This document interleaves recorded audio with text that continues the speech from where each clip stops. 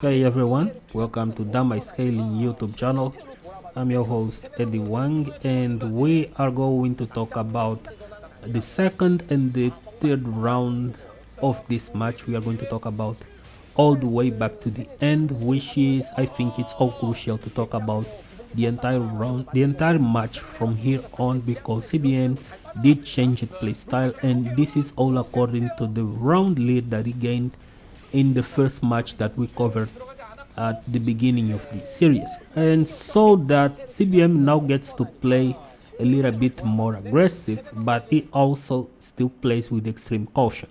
Just like in the past round, right? Like in the round one, there is no launchers in this game, but he switches up his game into just conditioning need to duck. So he enforces the game with a lot of lows and mids, right? Because he's going to enforce need to stay on the ground for a little while, so he gets to do a little bit more of movement, while as well doing more launchers, intuitive launchers like electric wind, hook fist, and of course still baiting out his timing with counter hit launchers. So he tries 4-4 to get in a counter hit, and it then goes for a wall standing 3 as well in between, just to try to fish knee, pressing a button, trying to challenge his pressure, so he gets to the combo lead, right? Because the combo gives that life lead that no one can escape.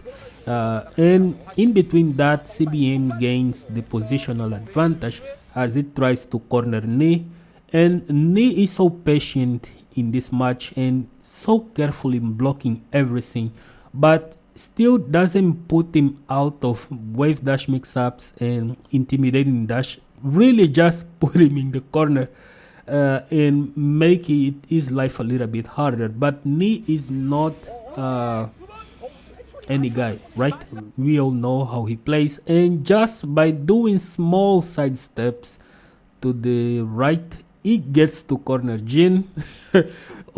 He was in the wall in a very little while, but with a few side step right, now he is the one cornering Jin and punishing with not launchers, but really just jabs, 10 frames, and using some mids and lows, and just using that to condition CBM to not duck. And just like that, he really just takes the match or takes the round, sorry. And this happens so fast is one of the reasons why we are going to cover the entire match from this set between him and CBM and not just one round, because there was a little bit of patience plus corner game happening here, and Tekken at the wall is a lot dangerous, right? Because you really cannot escape just by pressing buttons or guarding. You have to sidestep some stuff, and then there is tracking and into certain moves and lows and such and things like that.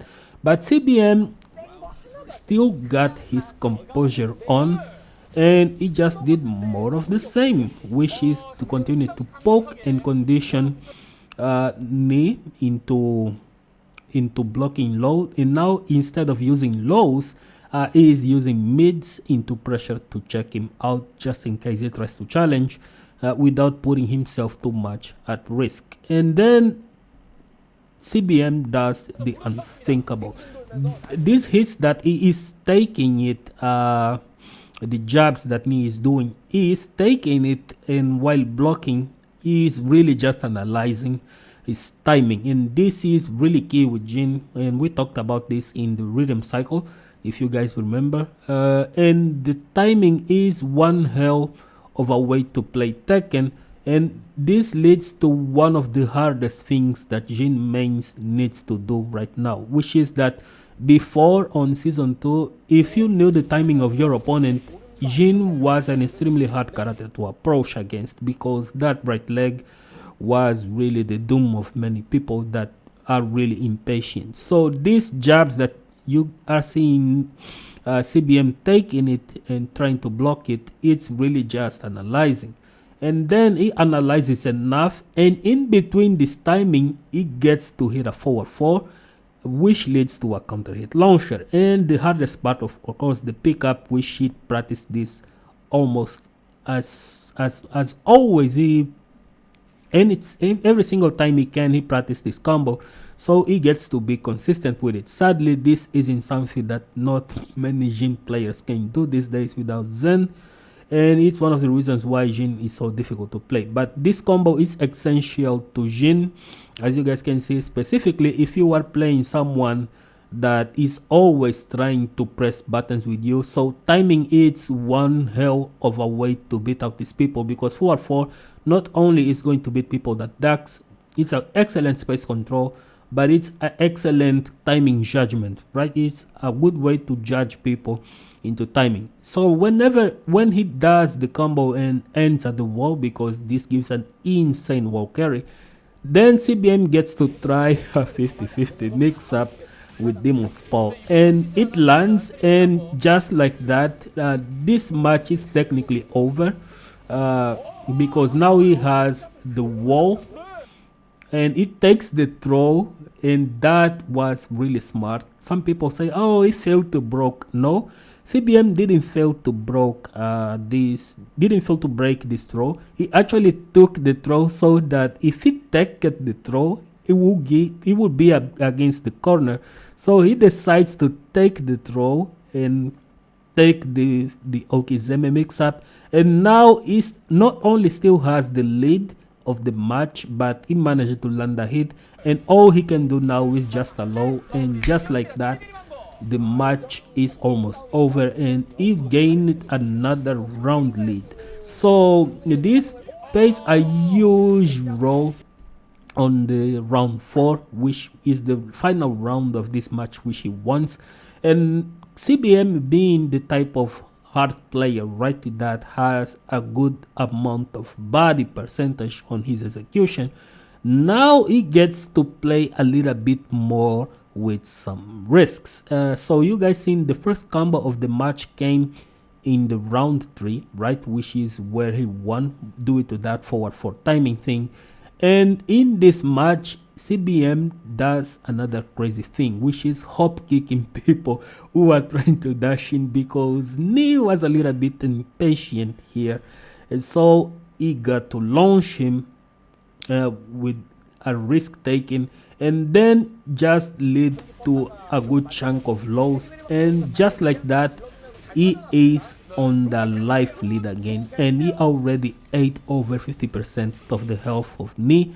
And Nee, being Nee, he knows that he cannot really take much risks right now, because if he does and he get punished, he might actually die. So he's going to try to play the long game. As you guys can see, CBM whiffed a forward 4-4, and I believe this was an execution error, and Nee immediately punished it with 1-2-2.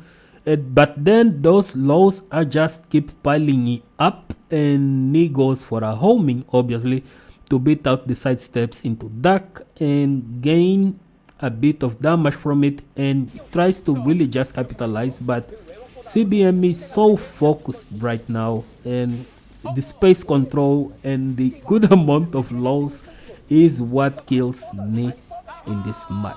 Kudos to CBM, and thank you again for the amazing matches that you have been uploading. It has been amazing, and we are going to cover some of the other matches that I also found interesting between Nee and Meo Il and Chanel as well, and we are going to see where do we go from there. So hope you guys enjoyed this video. Don't forget to give your like, subscribe, and wait for the others one. So see you guys again real soon.